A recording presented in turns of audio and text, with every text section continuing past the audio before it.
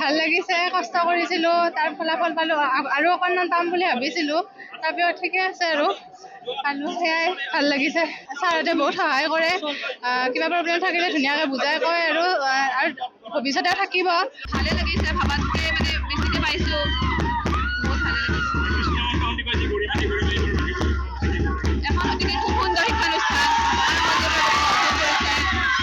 আৰু বহুত লগ দিছে শিক্ষক-শিক্ষয়িত্ৰীসকলৰ সময়তে মানে সহায় কৰিছে, ৰাতি হওক দিন হওক সকলো সময়তে যিখিনি লাগে নোটছ পাতি হওক বা বুজোৱা হওক